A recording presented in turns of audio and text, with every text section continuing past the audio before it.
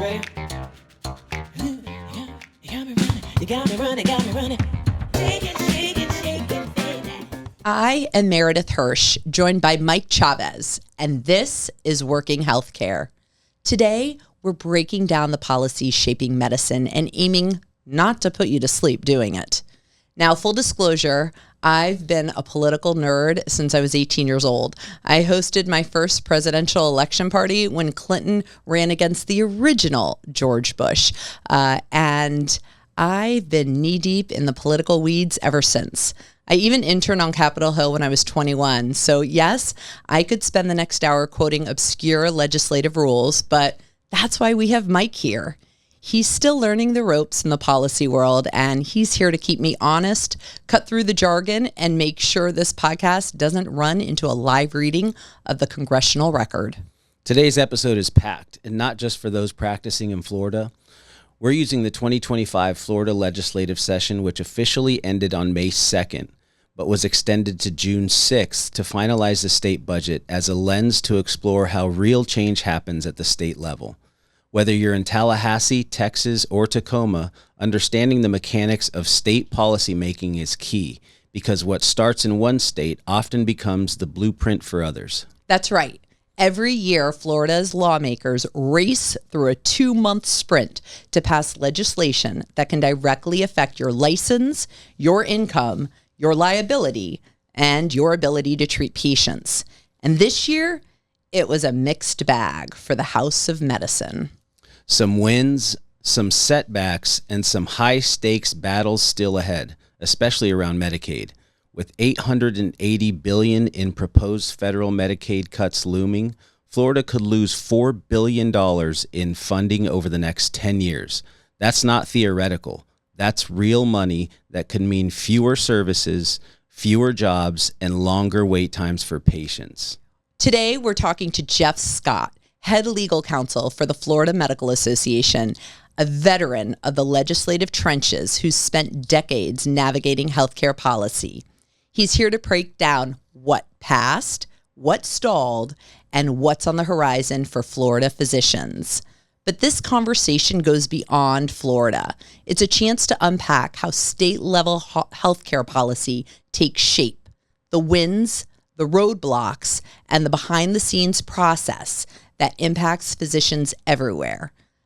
No matter which of the 50 states you call home, understanding how these decisions get made is key to knowing where and how you can make a difference. We'll tackle the real difference between state and national authority in healthcare, why obvious problems sometimes stay unsolved, and how political dynamics like Florida's Republican supermajority shape what's getting passed.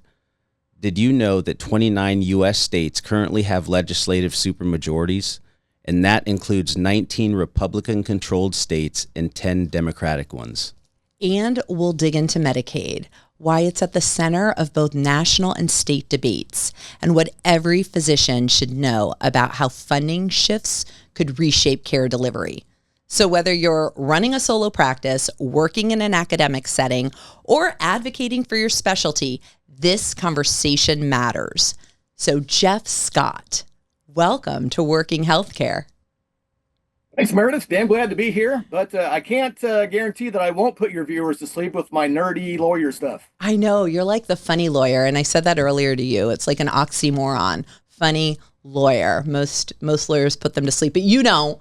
I've known you for a really long time, Jeff. In fact, I try to sit next to him at our annual PAC dinner at the Florida Medical Association meeting. Now that he knows that, he's going to make sure that somebody else sits next to him in July. He's like, don't leave a seat next to me. Meredith's coming. But no, I love chatting with Jeff because I get to like geek it out legally. I love to talk to you about why really the FMA was your first job and you never left. You don't even have a resume. I did. Coming out of law school, I got a job with a medical malpractice defense firm. They did a little boutique stuff. All they did was malpractice defense, and I did that for about 3 years, and then I got lucky. I knew the general counsel. He had an opening for the associate general counsel, and I took that, and I've been there ever since. How is it living in Tallahassee, our state capital? You've raised kids there. I'm sad it's FSU and not, the University of Florida. Go Gators. But how is it? Because it's a state school, which is a huge school. It's our state capital. How is it living there and raising kids there? Tallahassee's big enough where there's stuff to do. They got the, FSU football games, and they got, decent restaurants, not great restaurants, but decent. But it's not so big. You've got all the traffic. When I drive, it takes me 2 minutes to get to work. And if I don't hit the light right, there's cars going by and I get all irritated, like, ugh! But then I drive in Orlando and I feel a lot better about being in Tallahassee. So it's not so bad. How far do you have to go on the boat? Because you're landlocked. You're landlocked in Tallahassee. How far do you have to go to be on the water? Right now, I'm down at the river, so I'm getting ready. As soon as we're done, I'm getting on my boat and I'm going fishing. Nice. So thank you. I am glad that you didn't jump into fishing right away. I think that's also why you like the FMA, right? You can leave a tad bit earlier on Friday and go jump on the river. Oh yeah, it's not too bad. So. It's a good gig. So I really want to talk to you about the 2025 Florida legislative session, which officially just ended. Why did we extend it beyond the 60 days? Well, because the Republican Party, the House and the Senate leadership could not get a budget done. They got one thing to do. They're constitutionally mandated to come up with a budget. And, as we got down closer to the end of the session, it became apparent that they weren't going to make it. They normally have a process where they appoint committees, they have allocations, they have conference committees, and they hash everything out, and they've got to have the budget on the desk for the legislators to review 72 hours before they can pass it. And as we got down to that last week, and it was clear that that wasn't going to happen. The things they needed to do to get the budget on the desk, they were way far apart. Somewhere like $4 billion in differences. So their inability to get that budget done, caused them to have to extend, and they were going to come back on Monday and finish. And they couldn't get that done either. So apparently the deal that they had at the end of session that they announced, there was some kind of framework for negotiations. That fell apart in the light of the governor's announcement that he was not into sales tax decrease. He was more of the property tax bent. And so that blew up the whole deal. And where they are right now, I don't know. They've not announced any indication that they're close. President Albritton put out a statement, I think yesterday, the day before, saying that don't worry about coming back until after Memorial Day because we're not going to need you. So they're going to be well into June, and they've got a hard July 1st deadline before they technically are in whatever they are in without a budget. So it's kind of a mess. Is it required that every state balance the budget before they go on to recess? I don't know. That's a good question. I don't know what every state has, whether they have that requirement or not. I would hope so. I would too, but I don't think they probably do, is my thinking. Yeah, states like California, who knows what those people do out there? They're all kind of messed up. So, but Florida does. We've got a constitutional amendment. We've got to balance. We have to have a balanced budget. And, I think, they'll get there, but it's going to be messy. And when they actually do it, when they get it done, I don't know. Is this normal? I mean, as someone that doesn't really pay attention to it, does this happen often? Should we be alarmed, or is this something that is a normal occurrence? Does it usually get extended like this? No, this is not normal. I've been doing this. This is my 29th session.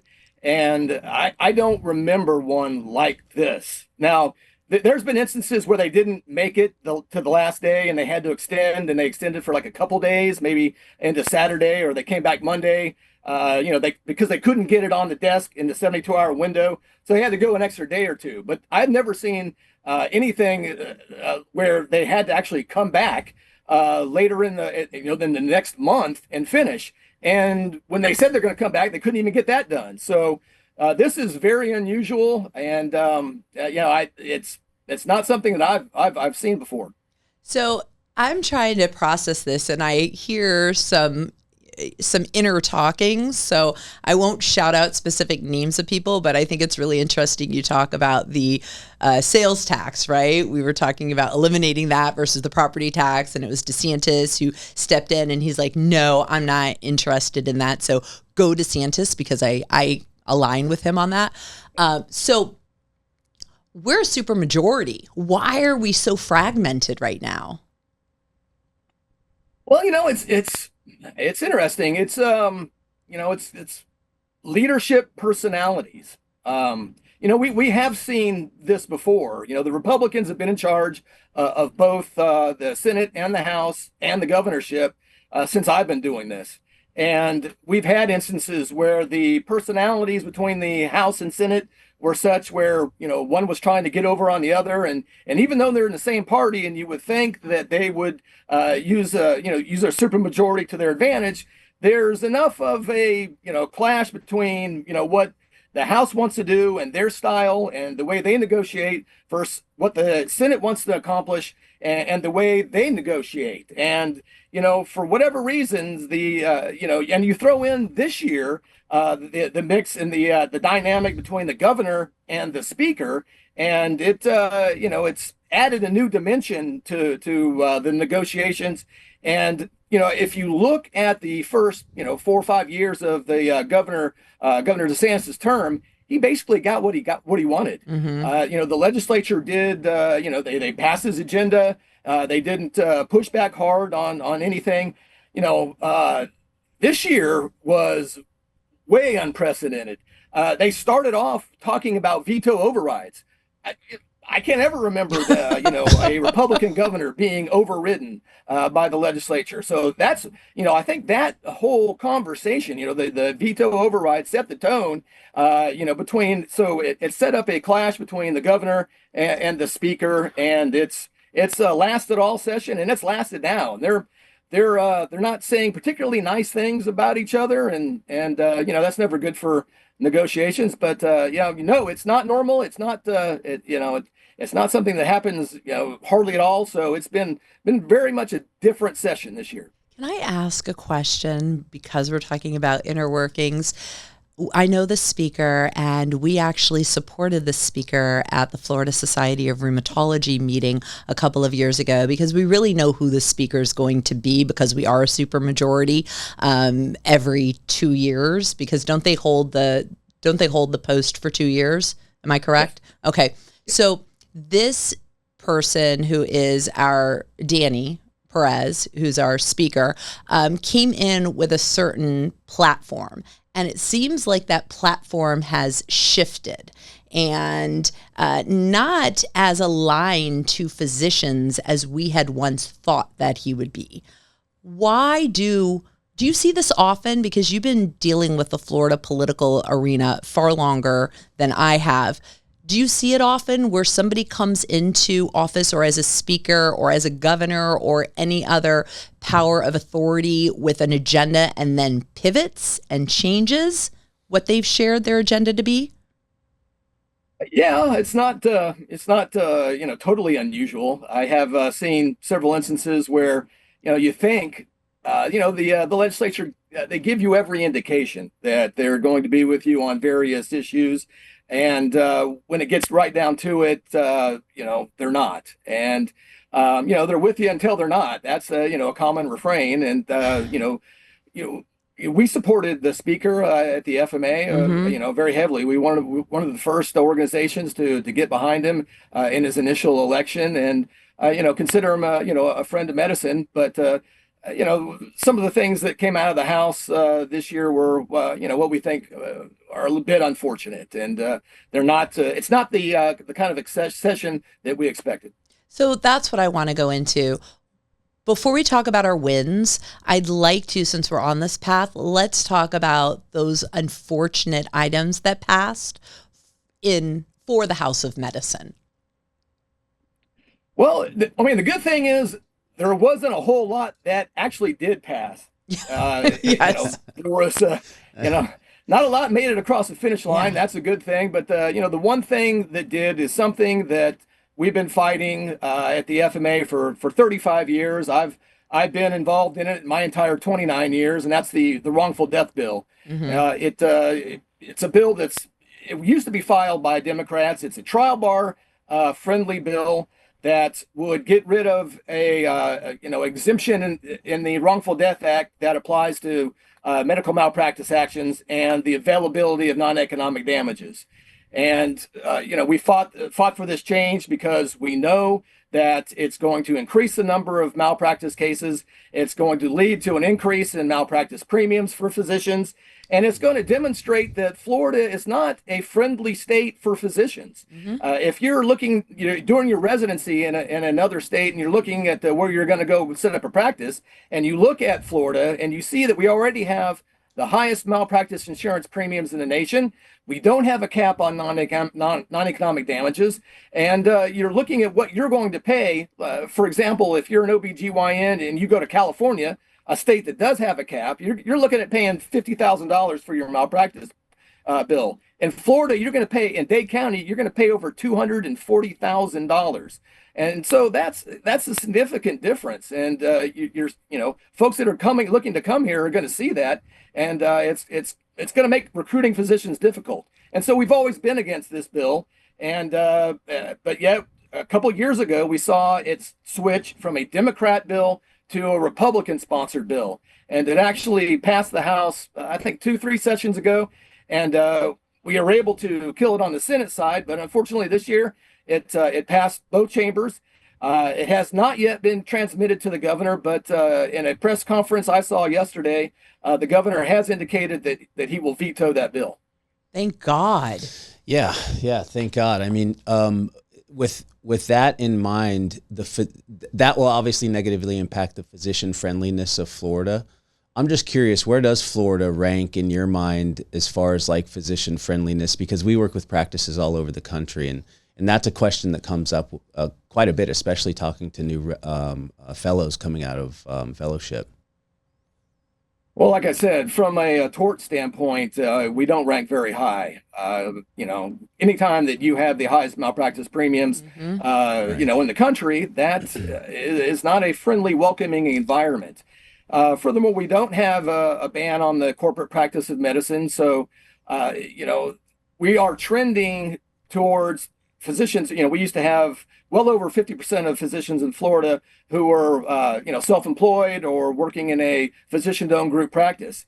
That is changing, and it's been a constant shift upwards where they're becoming employed by hospitals, by private equity groups, and even by insurance companies. So from that standpoint, we're not a particularly, friendly, state. And I don't know that, for a while there, our Medicaid reimbursement was, among the lowest in the nation. Now, fortunately, we have been able to get that raised for under 21 patients, but we still have a ways to go on that front. And so overall, I think we have a lot of work to do.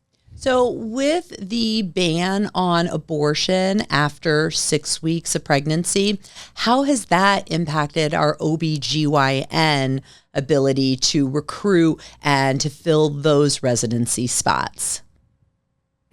That's a good question. I have not been in touch with the OBGYN Society to see if they've had any surveys or if have had any reports from their members as to about how, if they are having problems recruiting OBGYNs to come to Florida. I know we have a net deficit that we projected going into 2035, a significant amount. And I know that, of the ones that have stopped doing,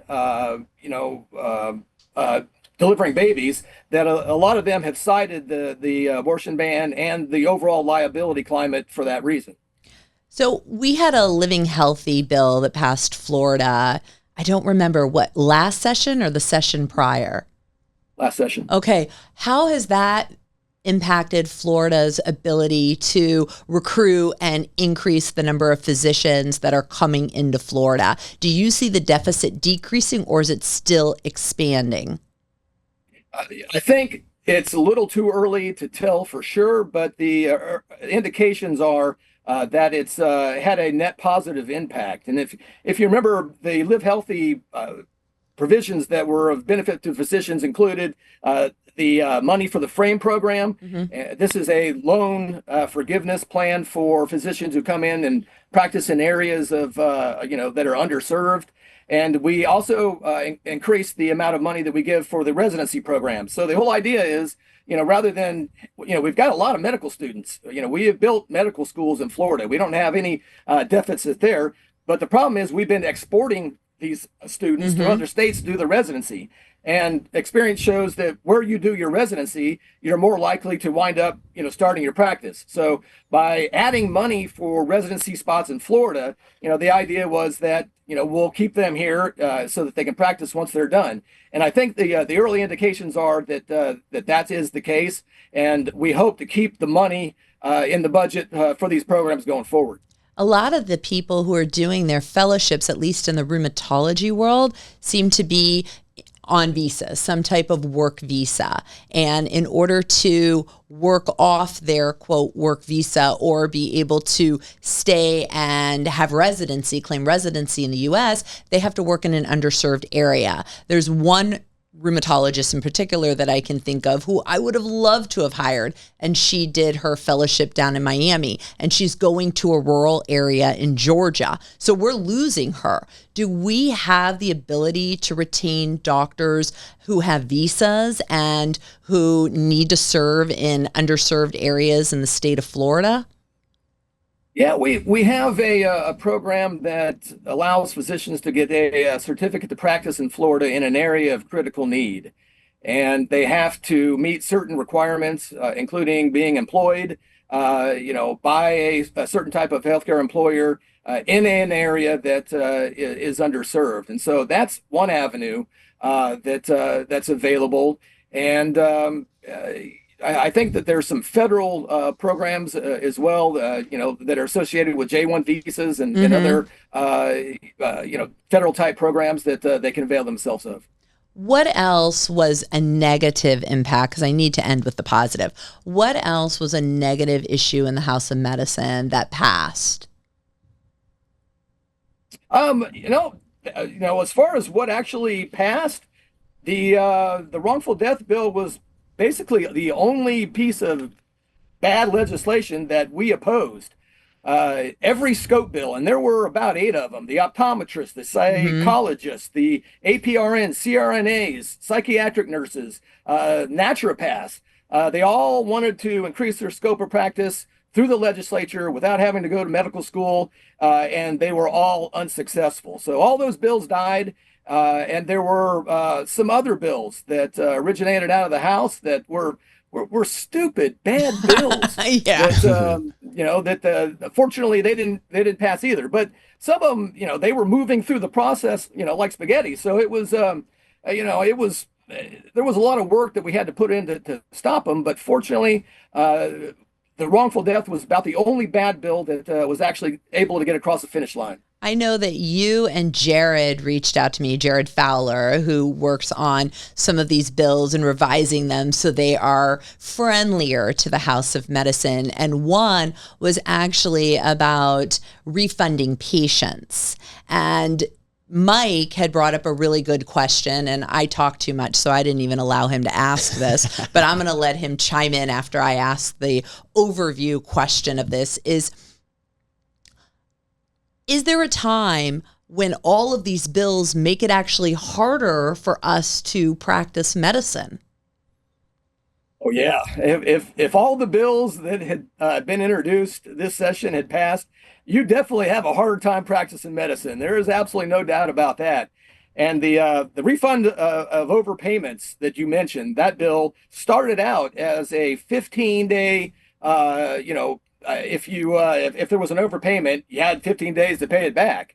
15 Wow. days from when? Who made the determination that there was an overpayment?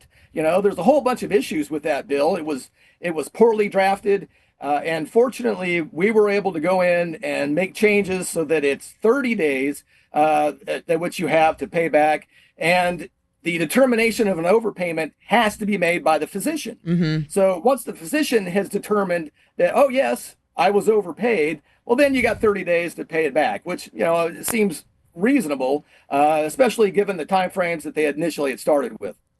Who thought this was a good idea? How did this even become a bill?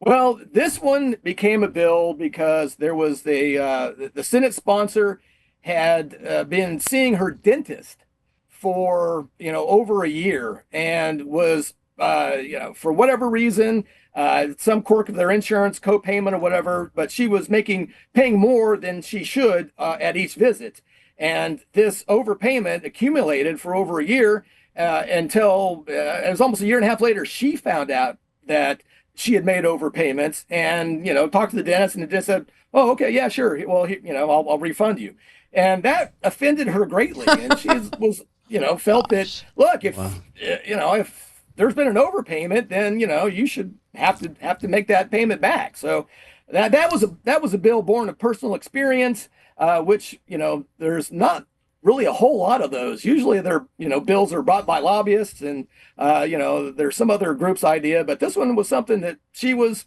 particular about. So, and since she was friendly with the FMA, very friendly, so, we helped her work on the language to get it in a manner that was acceptable.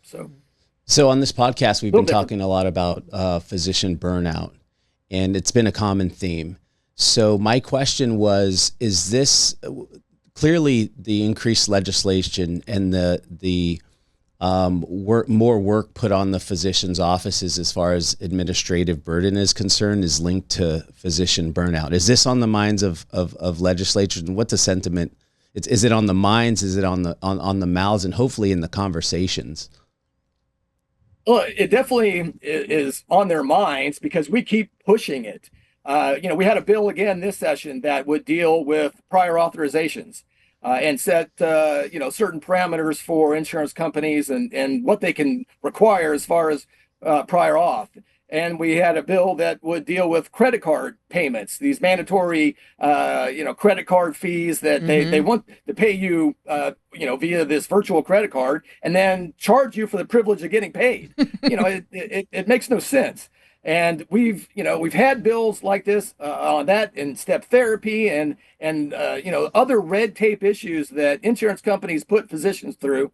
And unfortunately, we have not had a whole lot of success throughout the years, because frankly, the insurance companies, have a ton of money and they're hard to beat. All it takes is, one chairman and one committee to stop a bill. And we've seen that repeatedly over the years. But, as far as that, the burnout and everything, I don't blame physicians. Having to go through all this, garbage with insurance companies is frustrating. I talk to doctors every day about it. And, it's something that we would certainly like to change. And, we're going to be back next year with these bills. And we hope in time we'll find a combination of friendly legislators on the House and Senate side, and we'll be able to get something through. Right. And it's nice to know that it's on the minds, but is it part of some of these conversations? Is there anyone saying, look, the administrative burden is already daunting for these, especially smaller practices.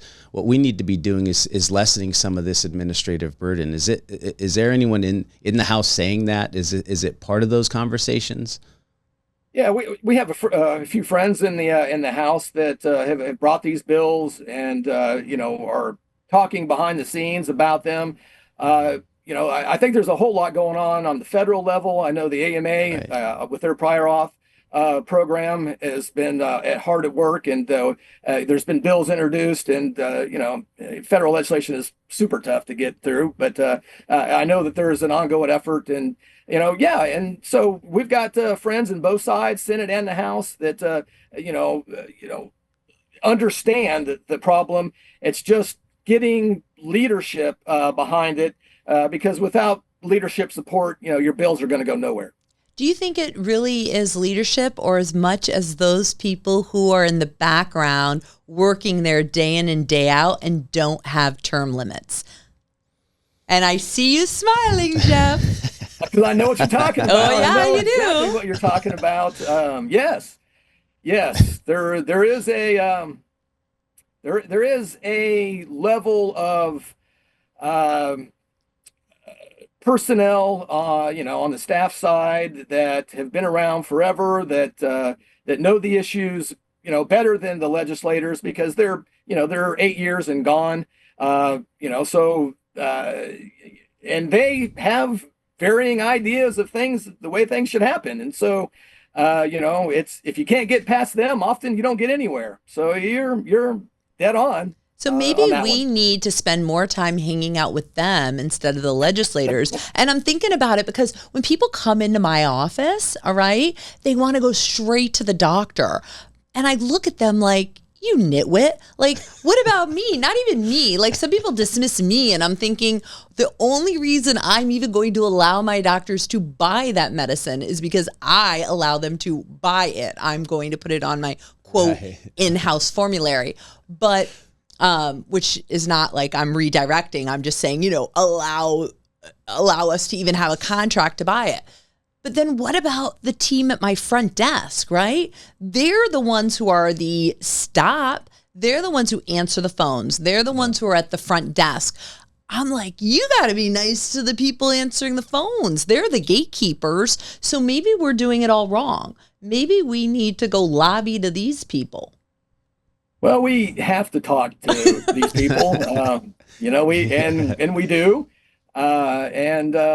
Some of them are easier to talk to than others. Yeah. So, that's, you're not wrong, Meredith. You're not wrong at all. I know. Did you know she was going to put you on the spot today? Oh, of course, you're Jeff doing a knew great that. job. Of course, Jeff knew that. So let me ask, because I know a lot of people, I didn't really understand this at the beginning. And sometimes I always have to step back and think like, okay, national, state. And I see that brewing in your head, Mike, because you're like, aren't these national issues? So when we pass legislation on a state side, whether it is prior auths or those credit card fees, how does that actually impact physicians, and how does it not? Because what is a national issue and what is a state issue?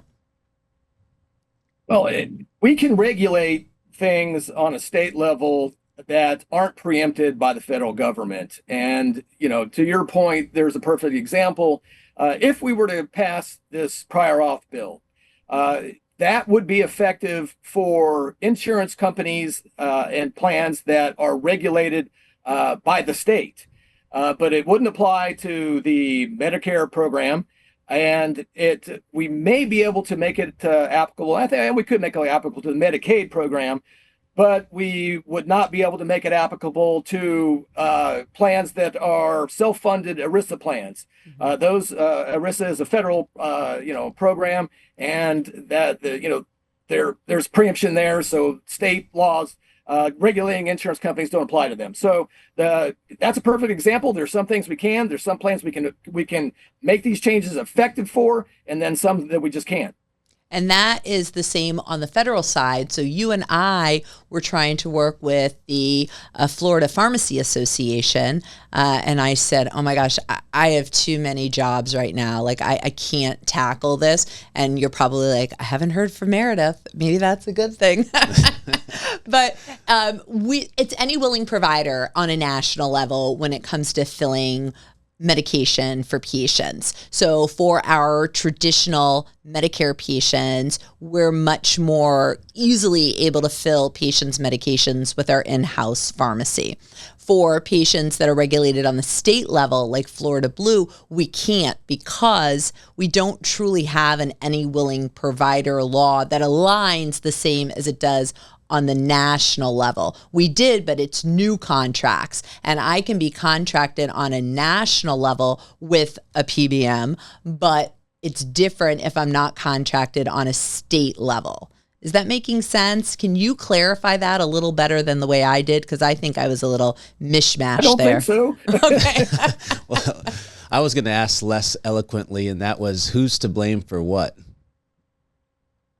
As to where, as far as the policies are concerned, now it makes sense when she's talking about the direct insurance plans, and how you put that was perfect. So when I came in, I was trying to formulate in my mind what's state level and what's national level, because we deal with private practices. So it's just trying to structure who's making decisions for these smaller practices and how they're really impacting these smaller practices. You know Damian Caraballo. Yeah. So what'd you say? I know of him. Yes. I don't so know I him. just interviewed him, and okay. he was up in DC, and Mark was up in DC. And so I really wanted to understand what was going on the federal side. And I said, don't worry, I'm going to talk more with Jeff Scott, and we're going to learn all about the state side. So, Damian, let's focus on the national side. So I think that's where Mike's at, and this is where he's trying to keep me honest and real, and where our listeners are out there going, what the hell is state related and what's national related? So how do we divide the two? And I'm going to use Medicaid as an example, because Medicaid is a big issue going on right now, and people are freaking out, and Florida isn't so much freaking out. Why? How is Medicaid state versus national? Well, Medicaid is it's an interesting program because it's a combination state federal program. Mm-hmm. It's there is a degree of regulation from both the federal government and the state government, and back in when the ACA was passed, everybody I'm sure remembers that whole mess. The Affordable Care Act. There was supposed to be Thank a mandate about Medicaid expansion, and every state was supposed to do that. But the courts, in one of an interesting opinion from John Roberts, decided that the rest of it was fine, but for some reason the Medicaid expansion piece was unconstitutional. So every state was then left to their own devices about whether they wanted to make that Medicaid expansion or not. And Florida did not do it, purposely did not do it, despite. At one point, the governor was for it. The Senate wanted to do it, and then the House just said, "Heck no, we're absolutely not doing it," and it never happened. And so, because we didn't take that money, now we don't have to worry about it being cut and having to scramble to figure out either are we going to scale back services for Medicaid patients, or are we going to replace that federal revenue with state dollars and continue providing services? So, I imagine with the cuts that are coming, which may come, I don't know. I mean, there are apparently several moderates in Congress that are against cutting significantly the Medicaid program.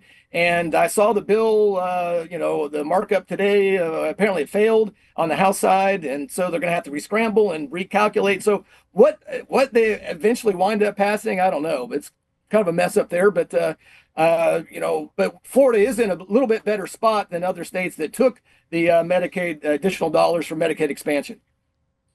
I was really disappointed, and I'm trying to recollect the representative from Indiana who actually said it. I was listening to a podcast briefing on what was going on in Syria, actually, and then we started talking about the budget and trying to do this reconciliation, and the representative said, we got to fix this healthcare system in America, and insurers and physicians make too much money. I was like, really? That's what they think? It's the physicians, so they keep cutting us. I was like, how do you put insurers and physicians in the same bucket? That is just ridiculous. It's funny because I was talking to Jared yesterday about the federal legislation that's come out, and the AMA is supporting it. Whether it's a positive net win for physicians, it looks to be better than the current law. So physicians are going to get a little bit, but you look at the rest of the healthcare sector. Hospitals get an automatic increase. Mm-hmm. Medicare Advantage plans got 4%. They get more money. Nursing homes get more money. All of these groups, have seen their funding increase. Whereas physicians over the last 20 years are making less than they were 20 years ago. So, to say that physicians make too much money, especially when we're talking about the Medicare program, is a little silly. It definitely is. So let's talk about wins. Got to go into wins. There wasn't much that happened in our legislative session.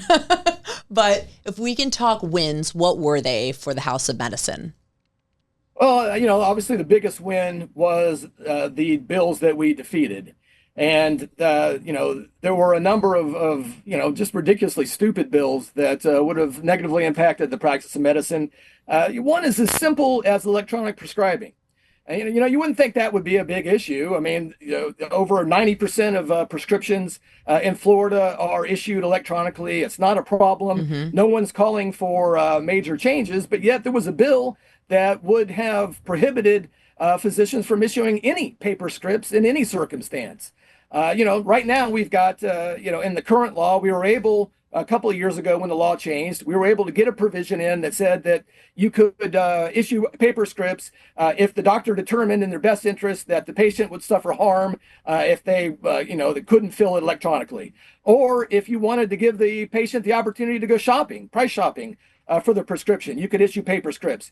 And yet the bill wanted to completely erase those exceptions and mandate that in every instance, you had to issue a prescription electronically. Just stupid. There's no reason for that. And fortunately, we were able to kill that. And I just want to say something about that as well, because Mark came home heated about that, because obviously he's very involved in the FMA and was listening, and he's like, we get hurricanes down here. There's a reason why we keep paper scripts sometimes. We actually have to revert to paper charting, and usually my millennials freak out because they don't know how to do anything with the paper. They're all about EHR. And he's like, sometimes I have to write paper scripts. And to say I can't do it, I'm not going to sit on the phone with CVS or Walgreens or any other pharmacy because it's going to take 2 hours, because then they transcribe it into an electronic script. He's like, that means my patients aren't getting their meds. So he was heated about that one. So happy that did not pass. Yeah, what was the justification for that? What was the reason behind nobody, why did they want? I'm trying to see the other side of it. And nobody testified in favor of it. Wow. We got nothing other than, it's important that this be done, electronically. We need to bring Florida into the electronic age. I'm like, we're already there and we're doing it. It's not a problem. No one's clamoring, to eliminate, the last vestiges of a paper script. So there was no justification. It was simply something that somebody on the House side thought was important to do. I would think that it would be for tracking purposes. They're like, we have to track everything. And I think because there are too many lawyers, aside from, our friendly audience member who's here right now, right? But they're trying to figure out, and they're not looking at outlier situations. And that's the challenge. I always look at the statistics of it, right? 1, 2, 3 standard deviations. And then there are outlier situations. Like, is this statistically significant? Are there so many paper scripts that are going on right now? And if there are, maybe you need to align it with outages, right? Does it align with outages? We had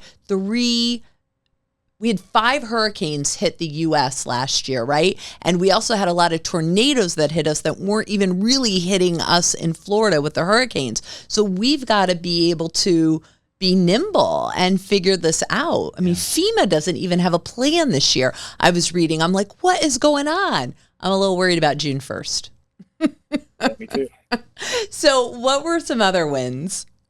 Well, the other bill that was just ridiculous was one that would have required physicians to notify patients as to the network status of the doctor that they're being referred to. So, if your husband was referring one of his patients to go see somebody else because they needed some specialized follow-up care, he would have to figure out whether that doctor was on the insurance plan of the patient before him and let him know in writing as to whether or not he was out of network or not.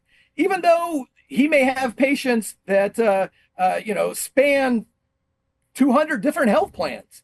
In South Florida, there are over 200 Medicare Advantage plans, each with their own network. Mm-hmm. And so how physicians were supposed to be able to make that determination and why that obligation should be on physicians is absolutely bizarre.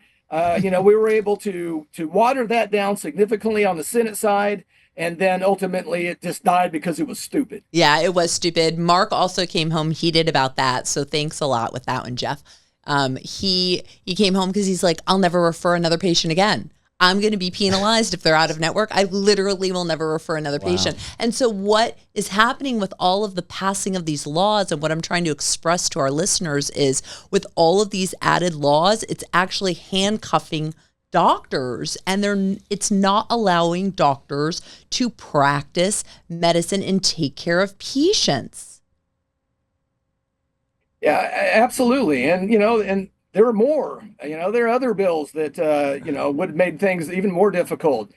PIP repeal, that would take away a source of payment that, patients had who, suffered auto accidents. Mm-hmm. You take away PIP, they have nothing. And you're left maybe getting something out of a settlement proceed from a lawsuit 2 years down the road. Maybe, most likely not. So that died again this year. There was a bill that dealt with parental rights that would have taken away the exemptions, from the law that passed a couple of years ago. So, a couple of years ago, they changed the law, said that if you want to treat a minor, you have to have the consent of the parent, except they're as otherwise provided by law. Well, this year they want to go in and remove the unless otherwise provided by law provision. Which would have done things like prohibited doctors from treating patients, minors in an auto accident or at a sporting event, where the parent wasn't there and able to consent. So we were able to keep that bill from passing. There was a bill in the Department of Health package that would have prohibited any discrimination against a patient on the basis of vaccination status. And why? Why are you wanting to do that and tell physicians that you absolutely have to treat somebody, even though they refuse any vaccine that you suggest? So you just things that you're dictating to physicians how they practice medicine, which it's ill-advised. And fortunately, we were able to kill all of these bills this year. We have a separation of religion and law. We're supposed to, right? Do you see that there is influence with religious beliefs in a lot of the legislative items that are put on the House floor? Well, the parental rights bill is a good example of a bill that, is, it's not an outright, it doesn't come with a section in the bill that says this is brought to you by the, National Council of Churches or anything like that. But the sponsors of the bill, their religious affiliation and their deep, faith that they have. And so, the provisions in there are influenced very much by their religious faith, which, I don't know how you take that out of politics, but it is what it is, and that bill was one that played a big role in how it was shaped. I'd like for you to explain what's ahead for the FMA this year, because when I first went in very wide-eyed and not very knowledgeable on this, I thought, oh, this is something that's really important. Let's get it done. And Jeff's like, 3 years. 3 years. We got to look at the long game. And I still am a very impatient person, but I understand 3 years, it's the long game, Meredith, and it still doesn't mean it's getting done. So what does it look like for those doctors listening or anybody in healthcare? They're like, oh my gosh, this is so wrong, or this so needs to be done. How does the FMA get involved? How does somebody get involved? What does it look like if you want to get legislation passed? Well, if you got an issue that you're interested in that's important to your practice or to your specialty, a great way you can do it is to come to the FMA annual meeting. Submit a resolution, and we'll consider it. And if the House is of the opinion that it's a good idea, they may pass it, or they may refer it to the Board of Governors. We have a lot of issues that the board considers and makes a determination on whether they're going to be added to the FMA legislative agenda or not. So it's a great opportunity. I think you still may have time now to get a resolution in before the deadline. I don't pay attention to those, but I think you got time. So if you got something, call Courtney Jones in our office, and she'll certainly help you. But yeah, I mean, and then if not, you can bring something straight to the Board of Governors, and or through the Council on Legislation, who are going to meet in a couple weeks, and let them consider it. And if it's something that's a good idea, the board, can add it to the FMA agenda. Now, a lot of people think, okay, well, I got my issue passed. It's now on the FMA agenda. That's great. I expect it to pass next session. Well, it really doesn't work like that. I've been going to Tallahassee with the same items for like 6 years now. Passing legislation, even determining what's feasible is it's an art, because you've got to know who the, obviously the officers are, the speaker, the president. Do they like your issue? But more importantly, does the staff like your issue? And do the committee chairs that it's going to be going through like your issue?